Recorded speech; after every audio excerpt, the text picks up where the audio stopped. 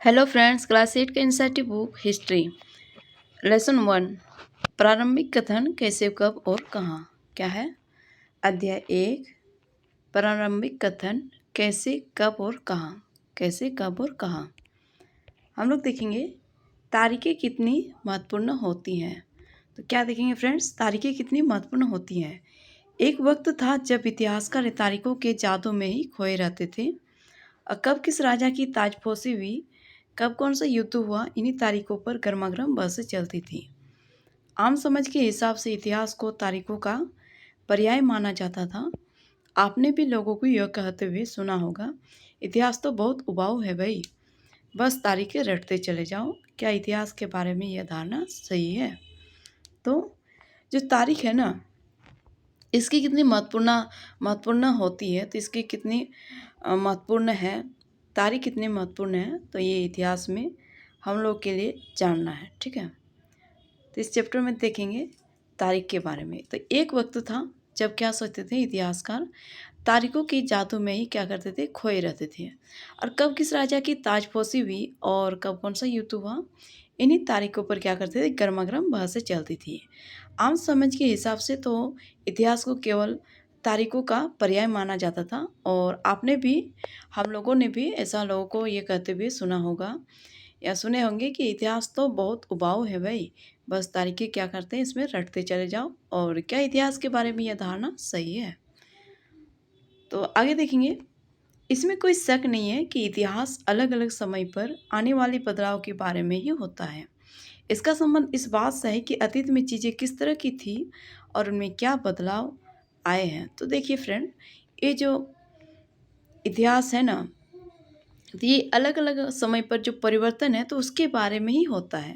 यानी जो अलग अलग समय पर होने वाला परिवर्तन है, बदलाव है, तो उसके बारे में ही होता है। और इसका संबंध इस बात से भी है कि अतीत में चीज़ें किस तरह की थी और उसमें या उनमें क्या बदलाव आए हैं। जैसे ही हम अतीत और वर्तमान की तुलना करते हैं तो हमें क्या होता है, समय का जिक्र करने लगते हैं। जैसे हम पास्ट क्या कहेंगे, पास्ट और फ्यूचर, पास्ट या प्रेजेंट की बात करें तो हमें एक टाइम का जिक्र करना पड़ता है, एक समय को मानना पड़ता है, समय को जानना पड़ता है। तो हम पहले और बाद में, यानी जो पहला हो गया पास्ट और फ्यूचर, ठीक है, पहले और बाद में की बात करने लगते हैं।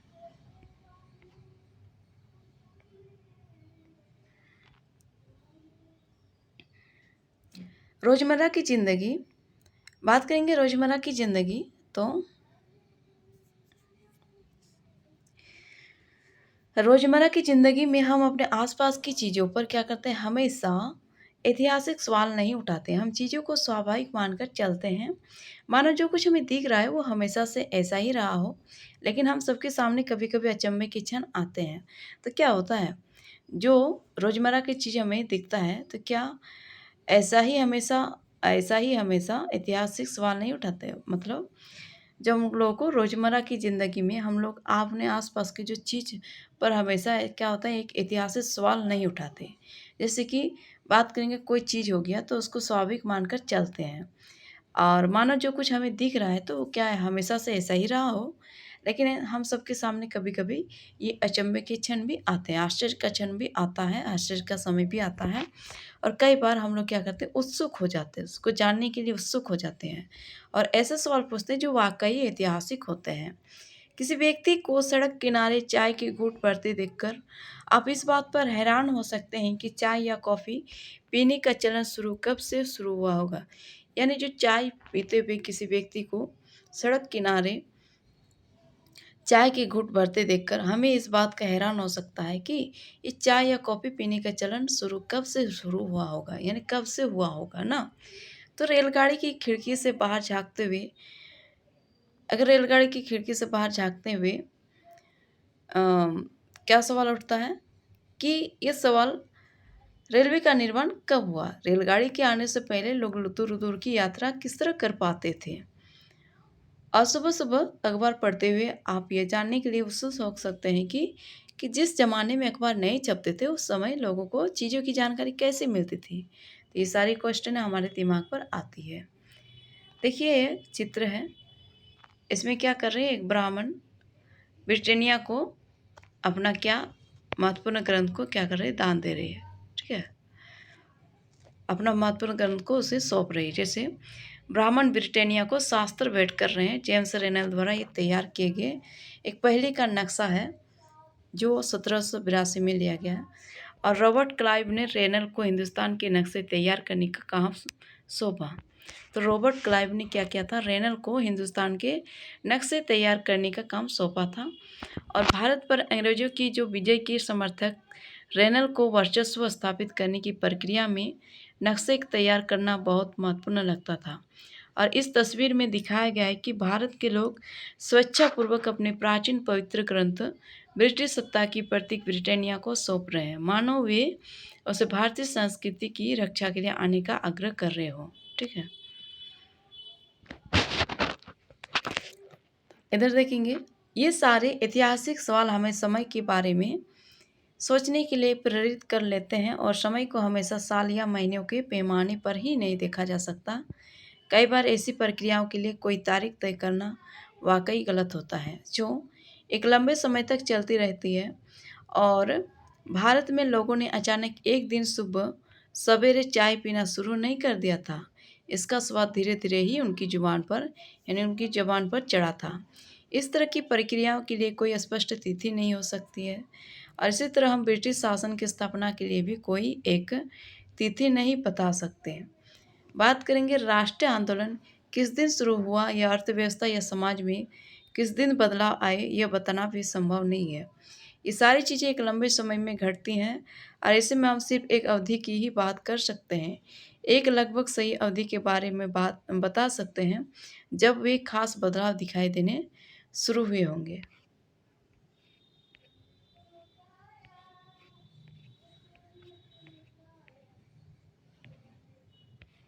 देखिए, ये एक प्रचार है, विज्ञापन है। पुराने विज्ञापनों से हमें यह समझने में मदद मिलती है कि नई उत्पादों के लिए बाजार किस तरह तैयार हुए और किस तरह नई रुचियां चलन में आई है। 1922 में लिप्टन चाय के लिए तैयार किया गया यह विज्ञापन इस बात की ओर संकेत करता है कि दुनिया भर के शाही लोग यही चाय पीते हैं। इस तस्वीर में पीछे की तरफ एक भारतीय महल दिखाई दे रहा है, जबकि अगले हिस्से में ब्रिटेन की रानी विक्टोरिया का तीसरा बेटा राजकुमार आर्थर घोड़े पर बैठा हुआ है। राजकुमार आर्थर को ड्यूक ऑफ कनॉट की पदवी भी दी गई थी। ड्यूक ऑफ कनॉट की पदवी दी गई थी राजकुमार आर्थर। ठीक है, देखिए किस प्रकार से दिखाया गया है विज्ञापन में। आगे देखेंगे,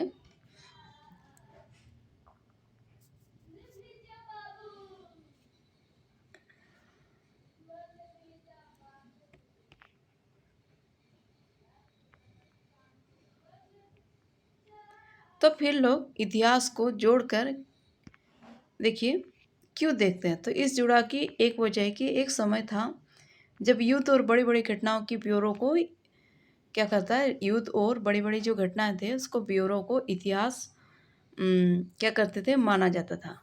और ये इतिहास राजा महाराजाओं और उनकी नीतियों के बारे में होता था।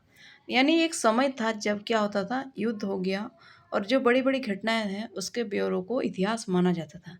और ये इतिहास राजा महाराजा और उनकी नीतियों के बारे में होता था। इतिहासकार ये लिखते थे कि कौन से साल राजा को ताज पहनाया गया और किस साल उसका विवाह हुआ, किस साल उसके घर में बच्चा पैदा हुआ और कौन से साल उसने कौन सी लड़ाई लड़ी, वह कब मरा और उसके बाद कब कौन सा शासक गद्दी पर बैठा।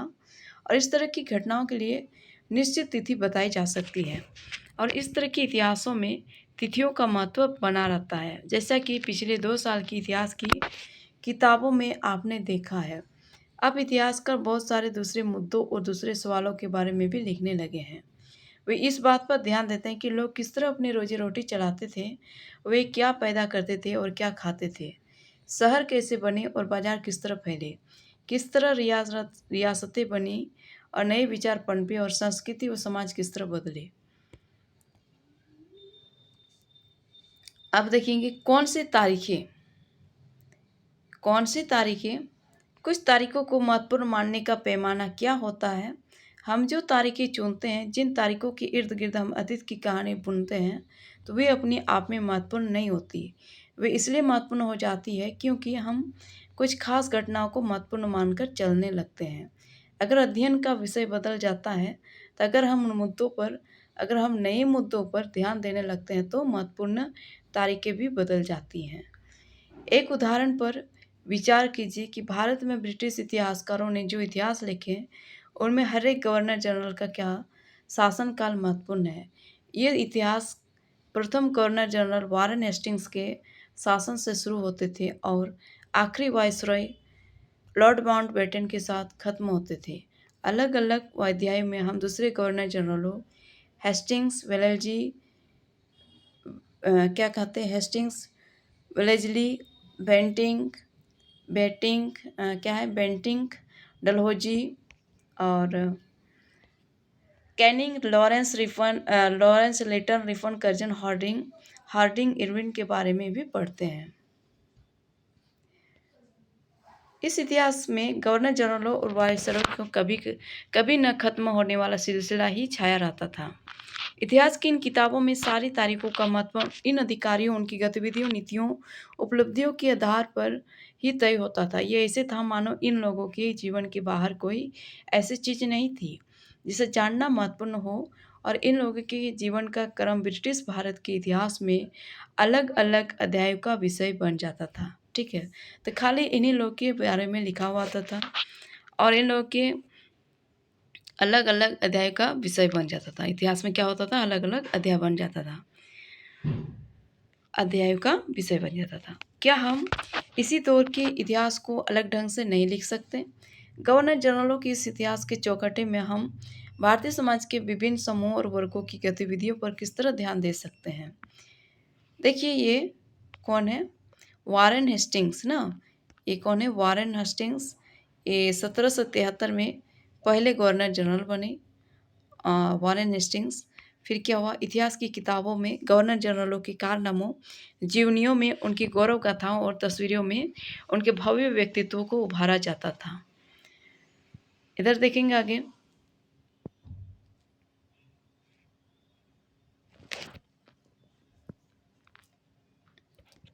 तो हम लोग देख चुके ना, तो हम इस इतिहास के चौकट्टे में हम भारतीय समाज के विभिन्न समूह और वर्गों की गतिविधियों पर किस तरह ध्यान दे सकते थे।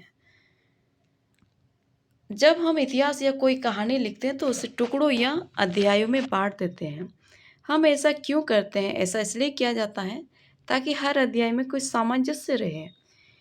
यानी जितने भी अध्याय हैं तो हर अध्याय में क्या होना चाहिए? एक सामंजस्य रहे, और इसका मकसद कहानी को इस तरह सामने लाना होता है कि उसे आसानी से समझा जा सके और याद रखा जा सके। इस प्रक्रिया में हम सिर्फ उन घटनाओं पर जोर देते हैं जो उस कहानी को पेश करने में मददगार होती है। जो इतिहास गवर्नर जनरलों के जीवन के इर्द गिर्द चलता है, उसमें भारतीयों की गतिविधियाँ कोई मायने नहीं रखती है और उनके लिए वहाँ कोई जगह नहीं होती। तो फिर क्या किया जाए? जाहिर है हमें अपने इतिहास का एक अलग खाका बनाना पड़ेगा। इसका मतलब यह है कि अब तक जिन तिथियों को महत्व दिया जा रहा था वे महत्वपूर्ण नहीं रहेंगी और हमारे लिए नई तिथियां महत्वपूर्ण हो जाएगी। ठीक है,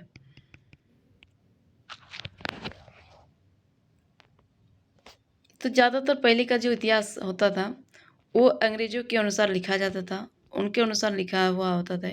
इसलिए इसमें भारतीय मूल के भारतीय लोगों के उतने इतिहास महत्वपूर्ण नहीं होते थे। लेकिन अब हमें नए ढंग से, नए तरीके से क्या करना है?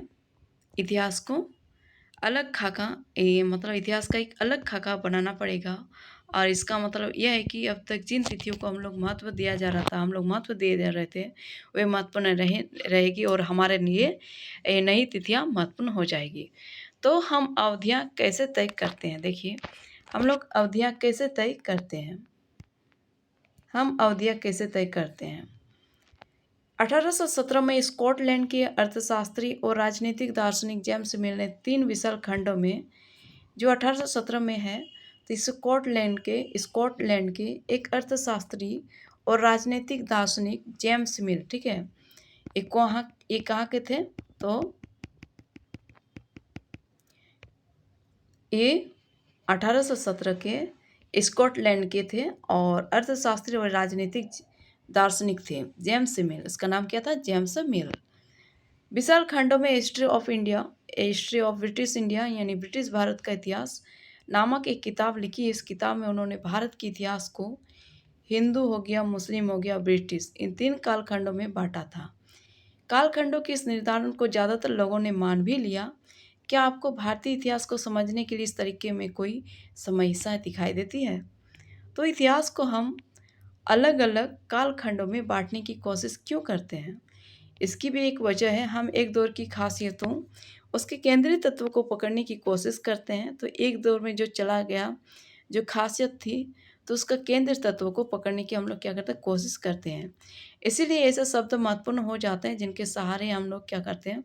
समय को बांटते हैं। तो ऐसे शब्द महत्वपूर्ण हो जाता है जिसके आधार पर एक टाइम को बांटा जा सकता है।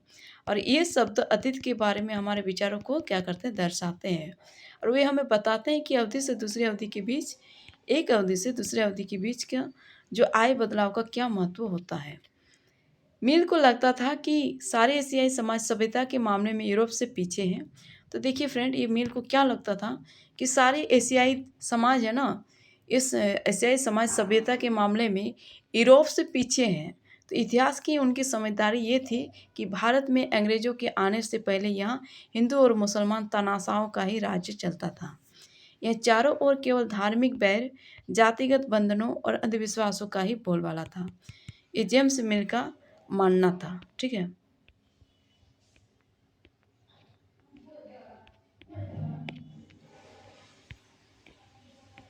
देखिए मिल की राय में ब्रिटिश शासन भारत को सभ्यता की राह पर ले जा सकता था। इस काम के लिए जरूरी था कि भारत में यूरोपीय शिष्टाचार, कला, संस्थानों और कानूनों को लागू किया जाए। तो मिल ने तो यहाँ तक सुझाव दिया था कि अंग्रेजों को भारत के सारे भूभाग पर कब्जा कर लेना चाहिए ताकि भारतीय जनता को ज्ञान और सुखी जीवन प्रदान किया जा सके। और उनका मानना था कि अंग्रेजों की मदद के बिना हिंदुस्तान प्रगति नहीं कर सकता है। इतिहास की इस धारणा में अंग्रेजी शासन प्रगति और सभ्यता का प्रतीक था।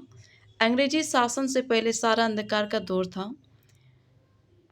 और क्या इस तरह की धारणा को स्वीकार किया जा सकता है? देखिए फ्रेंड, क्या इस तरह की धारणा को स्वीकार कर सकते हैं हम लोग? जरा सोच के बता सकते हैं। क्या इतिहास के किसी दौर को हिंदू या मुसलमान दौर कहा जा सकता है? क्या इन सारे दौरों में कई तरह के धर्म एक साथ नहीं चलते थे? तो इतने सारे धर्म थे, तो क्या इतने सारे धर्मों में एक साथ नहीं चलते थे? किसी युग को केवल उस समय के शासकों के धर्म के हिसाब से तय करने की जरूरत क्या है? अगर हम ऐसा करते हैं तो इसका मतलब यह कहना चाहते हैं कि औरों के जीवन और तौर तरीकों का कोई महत्व नहीं होता है। हमें याद रखना चाहिए कि प्राचीन भारत में सारे शासकों का भी एक धर्म नहीं होता था।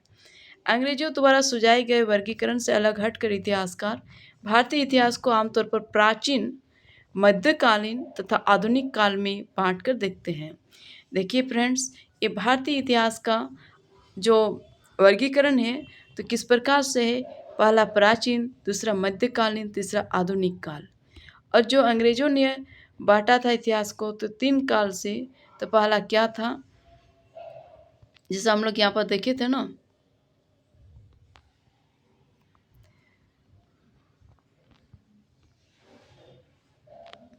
हिंदू, इधर क्या क्या था, हिंदू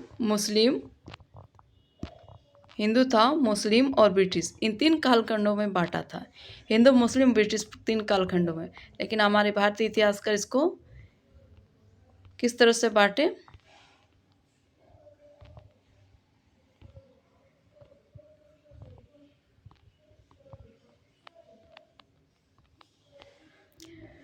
पहला प्राचीन हो गया, मध्यकालीन तथा आधुनिक काल। ठीक है, प्राचीन, मध्यकालीन तथा आधुनिक। इस विभाजन की भी अपनी समस्याएं हैं और इतिहास को इन कालखंडों में बांटने की ये समझ भी पश्चिम से आई है। पश्चिम में आधुनिक काल को विज्ञान, तर्क, लोकतंत्र, मुक्ति और समानता जैसे आधुनिकता की ताकतों के विकास का युग माना जाता है। देखिए फ्रेंड, ये जो इतिहास को इन खंडों में बांटने की ये समझ भी क्या हुआ, पश्चिम से ही आई है। और पश्चिम में आधुनिक काल को विज्ञान, तर्क, लोकतंत्र, मुक्ति और समानता जैसे आधुनिकता की ताकतों के विकास का युग माना जाता है। और उनके लिए मध्यकालीन समाज वे समाज थे जहाँ आधुनिक समाज की विशेषताएं नहीं थी। क्या हम अपने अध्ययन के लिए आधुनिक काल की इस अवधारणा को बिना सोचे विचारे ऐसे ही अपना सकते हैं? जैसा कि आप इस किताब में देखेंगे कि अंग्रेजों के शासन में लोगों के पास समानता, स्वतंत्रता या मुक्ति नहीं थी, न ही ये आर्थिक विकास और प्रगति का दौर था। बहुत सारे इतिहासकार इस युग को औपनिवेशिक युग भी कहते हैं। तो बहुत सारे इतिहासकार क्या कहते हैं इसको? औपनिवेशिक युग। ठीक है, आगे देखेंगे औपनिवेशिक औपनिवेशिक युग यानी औपनिवेशिक क्या होता है। इस किताब में आप पढ़ेंगे कि किस तरह अंग्रेजों ने हमारे देश को जीता और स्थानीय नवाबों और राजाओं को दबाकर अपना शासन स्थापित किया। आप देखेंगे कि किस तरह उन्होंने अर्थव्यवस्था व समाज पर नियंत्रण स्थापित किया। अपने सारे खर्चों को निपटाने के लिए राजस्व वसूल किया, अपनी ज़रूरत की चीज़ों को सस्ती कीमत पर खरीदा और निर्यात के लिए महत्वपूर्ण फसलों की खेती कराई। और इन सारी कोशिशों के कारण क्या बदलाव आए, आप ये भी नहीं जानेंगे। आप ये भी जानेंगे कि ब्रिटिश शासन के कारण यहाँ की मूल्य मान्यताओं और पसंद नापसंद, रीति रिवाज और तौर तरीकों में क्या बदलाव आए। तो जो ब्रिटिश शासन के कारण क्या हुआ, यहाँ की जो मूल्य मान्यताएं हैं और पसंद नापसंद, रीति रिवाज और तौर तरीकों में भी क्या बदलाव आए। जब एक देश पर दूसरे देश के दबदबे से इस तरह के राजनीतिक, आर्थिक, सामाजिक और सांस्कृतिक बदलाव आते हैं तो इस प्रक्रिया को औपनिवेशिक कहा जाता है। ठीक है, तो औपनिवेशिक क्या कहा जाता है? जब एक देश पर दूसरे देश के दबदबे से इस तरह के राजनीतिक, आर्थिक, सामाजिक और सांस्कृतिक बदलाव आते हैं तो इस प्रक्रिया यानी राजनीतिक, आर्थिक, सामाजिक और सांस्कृतिक बदलाव आते हैं तो इस प्रक्रिया को क्या कहेंगे? औपनिवेशीकरण कहा जाता है। लेकिन जल्दी ही आप ये समझ जाएंगे कि सारे वर्ग और समूह इन बदलाव को एक ही ढंग से अनुभव नहीं कर रहे थे। इसीलिए इस किताब को हमारे अतीत यानी कई अतीतों पर केंद्रित नाम दिया गया है। तो इसीलिए इस किताब को हमारे अतीत यानी कई अतीतों पर केंद्रित नाम दिया गया है। देखिए, स्रोत हैं, गृह विभाग को भेजी गई रिपोर्ट है। सन 1946 में भारत की औपनिवेशिक सरकार शाही भारतीय नौसेना के जहाज़ों में सिपाहियों की बगावत को कुचलने का प्रयास कर रही थी और उस समय विभिन्न बंदरगाहों से गृह विभाग को जो रिपोर्ट मिल रही थी उनके कुछ नमूने इस प्रकार हैं। बम्बई इस बात का इंतजाम कर लिया गया है बम्बई में इस बात का इंतजाम कर लिया गया है कि सेना जहाज़ों और दफ्तरों पर कब्जा कर ले और शाही नौसैनिक जहाज अभी भी बंदरगाह से बाहर ही हैं। कराची की बात है, 301 विद्रोही को गिरफ्तार कर लिया गया है। कुछ अन्य संदेशापद विद्रोही भी गिरफ्तार किए गए हैं। सारे दफ्तर सैनिक निगरानी में हैं। विशाखापट्टनम स्थिति पूरी तरह नियंत्रण में है और कहीं हिंसा नहीं हुई है। जहाज और प्रतिष्ठानों पर सैनिक गार्ड तैनात कर दिए गए हैं। किसी परेशानी की उम्मीद नहीं है सिवाय इसके कि संभव है कुछ सिपाही काम पर ना आए। ये director of intelligence headquarter India command situation report संख्या 7 फाइल संख्या 5/21/1946 यानी कि राजनीतिक भारत सरकार द्वारा लिया गया है। ठीक है, अब हम लोग देखेंगे हम किस तरह जानते हैं भारतीय इतिहास के पीछे 250 साल का इतिहास लिखने के लिए इतिहासकार कौन से स्रोत का इस्तेमाल करते हैं। तो जो भारतीय इतिहास है ना, तो इसको 250 साल का इतिहास लिखने के लिए कौन सा स्रोत का इस्तेमाल किया गया है ये सब जानेंगे। तो प्रशासन अभिलेख तैयार करता है। तो प्रशासन क्या करता है? अभिलेख तैयार करता है। अंग्रेजी शासन द्वारा तैयार किए गए सरकारी रिकॉर्ड इतिहासकारों का एक महत्वपूर्ण साधन होते हैं। क्या होते हैं? जो अंग्रेजी शासन द्वारा तैयार किए गए सरकारी रिकॉर्ड इतिहासकारों का एक महत्वपूर्ण क्या होते हैं? साधन होते हैं। अंग्रेजों की मान्यता थी कि चीज़ों को लिखना बहुत महत्वपूर्ण होता है। तो जो चीज़ है, जो बात है, उसको लिखना बहुत महत्वपूर्ण होता है। तो ये किसकी मान्यता थी? तो ये अंग्रेजों की मान्यता थी। और उनके लिए हर निर्देश, हर योजना, नीतिगत फैसले, सहमति, जांच को साफ साफ लिखना जरूरी था। ऐसा करने के बाद चीज़ों का क्या होता है, अच्छी तरह अध्ययन किया जा सकता था और उन पर वाद विवाद किया जा सकता है। इस समझदारी के चलते ज्ञापन, टिप्पणी और प्रतिवेदन पर आधारित शासन की संस्कृति पैदा हुई। अंग्रेजों को यह भी लगता था कि तमाम अहम दस्तावेजों और पत्रों को संभाल कर रखना जरूरी है। लिहाजा उन्होंने सभी शासकीय संस्थानों में अभिलेख कक्ष भी बनवा दिए। तहसील के दफ्तर, कलेक्ट्रेट, कमिश्नर के दफ्तर, प्रांतीय सचिवालय, कचहरी, सबके अपने रिकॉर्ड रूम होते थे। यानी सभी जगह तहसील दफ्तर, कलेक्ट्रेट, कमिश्नर के दफ्तर, प्रांतीय सचिवालय, कचहरी, सबके अपने रिकॉर्ड रूम होते थे। सभी जगह रिकॉर्ड दस्तावेज होते थे और महत्वपूर्ण दस्तावेजों को क्या करते थे, बचाकर रखने के लिए एक अभिलेखागार यानी आर्काइव और संग्रहालय जैसे संस्थान भी बनाए गए थे। ठीक है। 19वीं सदी की शुरुआत में प्रशासन की एक शाखा से दूसरी शाखा के पास भेजे गए पत्रों और ज्ञापनों को आप आज भी अभिलेखागारों में देख सकते हैं। वहाँ आप जिला अधिकारियों द्वारा तैयार किए गए नोट्स और रिपोर्ट पढ़ सकते हैं या ऊपर बैठे अफसरों द्वारा प्रांतीय अधिकारियों को भेजे गए जो रिपोर्ट क्या कहते हैं, जो भेजे गए निर्देश और सुझाव हैं, देख सकते हैं। 19वीं सदी के शुरुआती सालों में इन दस्तावेजों की सावधानीपूर्वक नकलें बनाई जाती थी।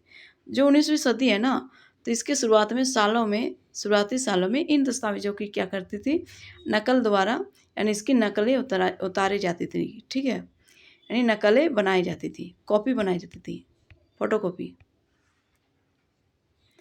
देखिए, भारतीय राष्ट्रीय अभिलेखागार 1920 के दशक में बनाया गया है। ये भारतीय राष्ट्रीय का अभिलेखागार है, 1920 में बनाया गया है। जब नई दिल्ली का निर्माण हुआ तो राष्ट्रीय संग्रहालय और राष्ट्रीय अभिलेखागार दोनों ही वायसराय के निवास के नज़दीक बनाए गए थे। इससे पता चलता है कि अंग्रेजों की सोच में इन संस्थानों का कितना भारी महत्व था। ठीक है, तो कहाँ बनाए जाते थे, ये वायसराय के निवास के नज़दीक बनाए जाते थे।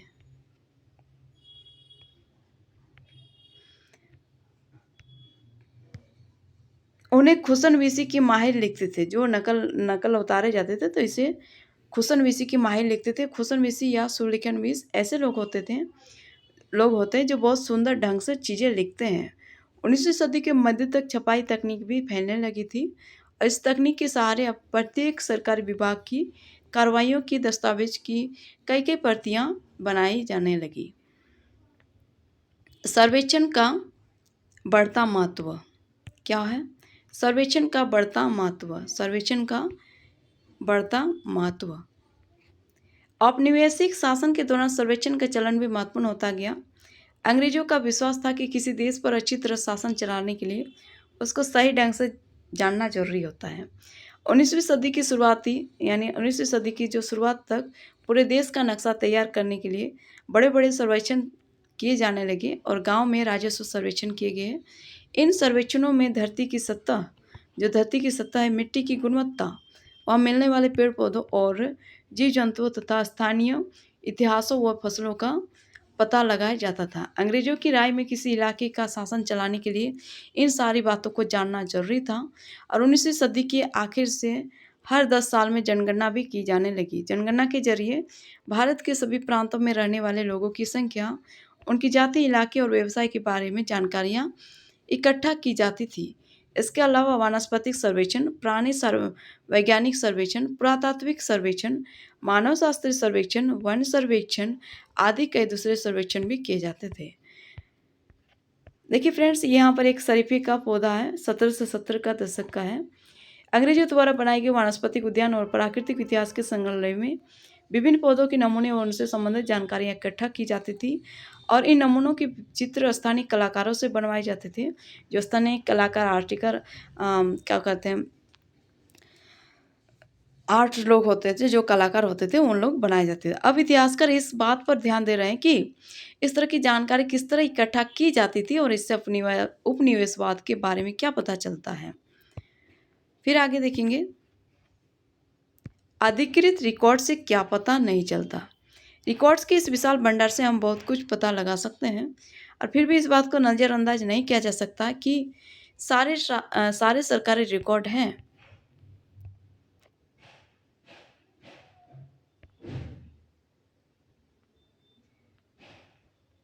देखिए चित्र 6 बंगाल में मानचित्रण और सर्वेक्षण कार्य चल रहा है। जेम्स प्रिंसेस द्वारा बनाई गई तस्वीर 1832 का है। ध्यान से देखिए कि इस सर्वेक्षण में इस्तेमाल होने वाले जो सारे उपकरणों को चित्र के अगले हिस्से में दिखाया गया है और चित्रकार इस परियोजना के वैज्ञानिक स्वरूप पर खासतौर से जोर देना चाहता है। देखिए सारे उपकरण हैं।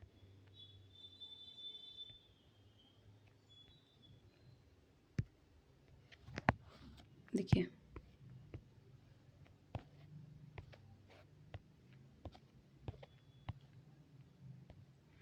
ये क्या 1817 के विद्रोही है। तस्वीर को भी बहुत ध्यान से देखना चाहिए। देखिए किस प्रकार से विद्रोह लोग कैसे लड़ रहे झगड़ रहे। ठीक है, हाथ में तलवार लिए, भाला लेकर।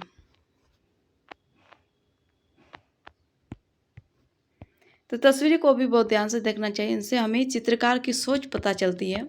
और 1857 की विद्रोह के बाद अंग्रेजों द्वारा तैयार की गई सचित्र पुस्तकों में यह तस्वीर कई जगह दिखाई देती है। और इस तस्वीर के नीचे लिखा होता था कि बागी सिपाही लूट खसोट में लगे हुए हैं। अंग्रेजों की नज़र में विद्रोही जनता लालची होते थे, दुष्ट होते थे और बेरहम थी।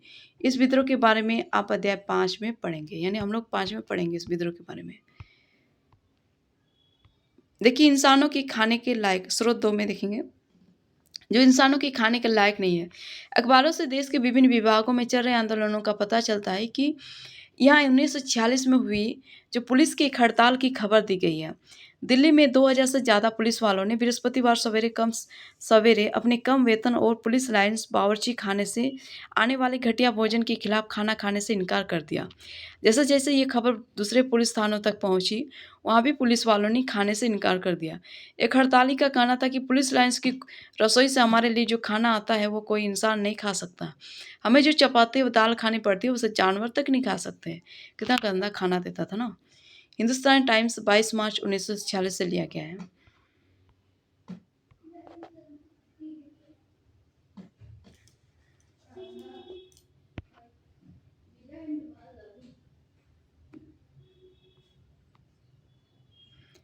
तो देखिए हम लोग इनसे हमें यही पता चलता है कि सरकारी अफसर क्या सोचते थे, उनकी दिलचस्पी किन चीज़ों में थी और बाद के लिए भी किन चीज़ों को बनाए यानी बचाए रखना चाहते थे। इन रिकॉर्ड से हमें समझने में हमेशा मदद नहीं मिलती थी कि हमेशा नहीं मदद मिलती कि देश के दूसरे लोग क्या महसूस करते थे और उनकी कार्रवाइयों की क्या वजह थी। इन बातों को जानने के लिए हमें कहीं और देखना होगा। जब हम ऐसे दूसरे स्रोतों की तलाश में निकलते हैं तो उनकी भी कोई कमी नहीं रहती, लेकिन सरकारी रिकॉर्ड्स के मुकाबले उन्हें ढूंढना ज़रा मुश्किल साबित होता है। इस लिहाज से लोगों की डायरियाँ, तीर्थ यात्राओं और यात्रियों के स्मरण महत्वपूर्ण लोगों की आत्मकथाएं और स्थानीय बाजारों में बिकने वाले लोकप्रिय पुस्तिकाएं महत्वपूर्ण हो जाती हैं। जैसे जैसे छपाई की तकनीक फैली, अखबार छपने लगी और विभिन्न मुद्दों पर जनता में बहस भी होने लगी, तो नेताओं और सुधारकों ने अपने विचारों को फैलाने के लिए लिखा। ठीक है, कवियों और उपन्यासकारों ने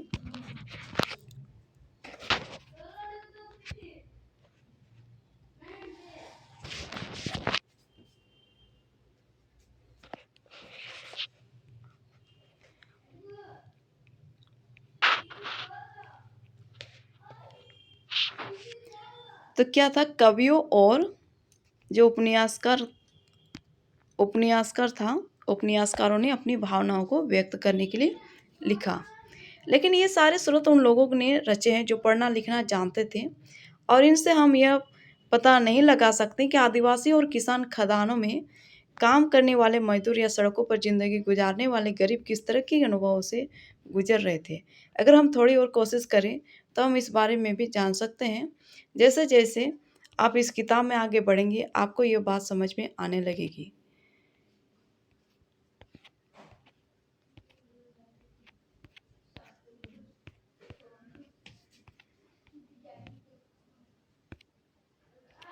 ठीक है फ्रेंड्स, ये चैप्टर इस प्रकार से समाप्त हुई और आप लोग को समझ में आ रही होगी। फिर मिलेंगे दूसरे चैप्टर के साथ, तब तक के लिए धन्यवाद।